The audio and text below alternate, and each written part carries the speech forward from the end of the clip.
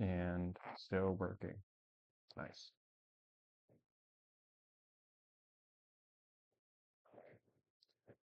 Hello. I am going to be showing off the features of Smart HR here. First thing we're going to do is log in as an admin, and just going to put in my credentials here.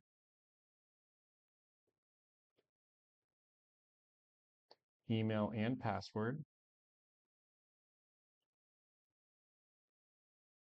Once we log in, we are taken to not the admin page because I have invalid credentials.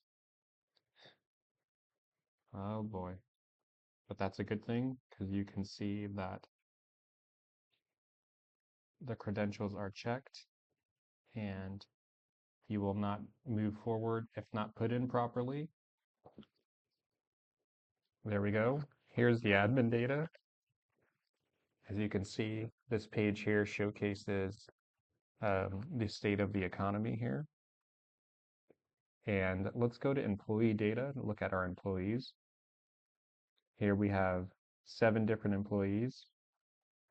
We can click on them to edit them. Wow, nice. Okay, let's edit this person's name that I misspelled on purpose for this occasion. And let's update. And as you can see, it updated. It doesn't look like it, but it did. Let's change the last name to Flower. Right? Update, all is well. If we go back to the employee data, we see that the name has been changed. How about let's create employee. And I'll create an employee after myself. Say Devin Ayala, phone number 555-23-4567, email devin@email.com. My password has to have one number, one capital letter, and a special thing character. Well, I'm not going to underpay myself here. Let's make myself get paid $200 an hour. Department. Now, what happens is if I create a department that doesn't exist yet, right here, it will create a new department. So let's actually create a new department here. Let's just say computers and position name computer guy. We could choose our position type and then create the user.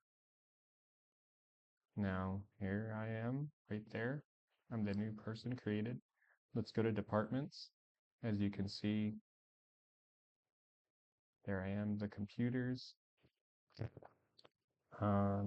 Let's go to details. And let's change the department name from computers to IT. Let's update the name. There you go. Now it's named IT. But you know what? Let's just actually delete this department. Delete it. And now it's gone. So what does that happen? What's happened to employee? I'm a computer guy, but I have no department anymore. Let's add tech and update the employee. Okay, now back to departments. As you can see, tech is now there. Let's go to position data. Here I am. I'm the computer guy. Full-time tech. All this stuff. Everything looking good here. Let's edit myself. Now, when I come here, I could change myself to part-time. And here, when I'm editing my position, I can choose from other departments that pre-exist. Let's update my position. Yay. Uh-uh. And let's go back here. Where am I? Position data. Okay. Let's create a position. Um, Position data. Okay. Oh, creating a position is the same thing as creating an employee. Okay.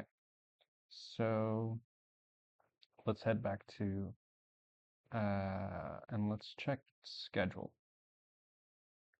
I see here, I have a schedule. I can go through the months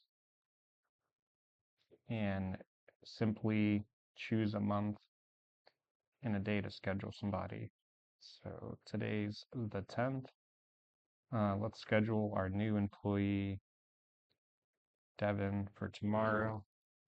Let's say he has to come in at 7 a.m., 7 to 11 p.m. Where is he? Yep, add to schedule. There he is. Now let's take him off the schedule.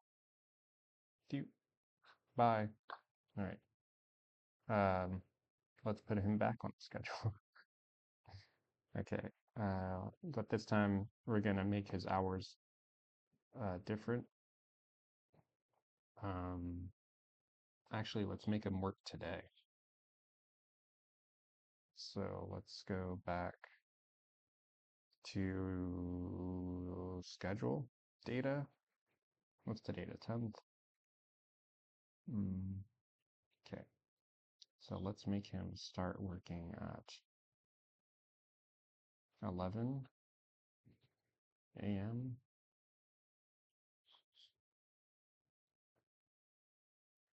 11 to 7 p.m. It's just doing like a weird shift. Okay. Add him to the schedule. All right. Let's go to attendance. And today is the 10th. As you can see, I have not clocked in. So clocked in is none. We have some person that was supposed to be working and they're late. They haven't clocked in yet. And this person has missed their allotted shift, so they are marked absent. So that's our schedule data.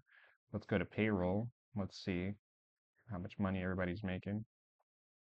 As you can see in the payroll, you can see when the pay period starts, when it ends, the gross pay of the employees in that period start end time, and then how much their salary is, how much they're making hourly.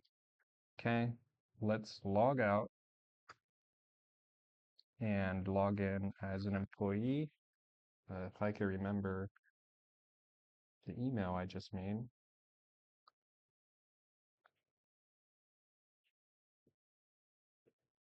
Okay, user type employee. So look at this. I have a shift today from 11 to 7. It says, hello, Devin, ready to work. It has my position, my department.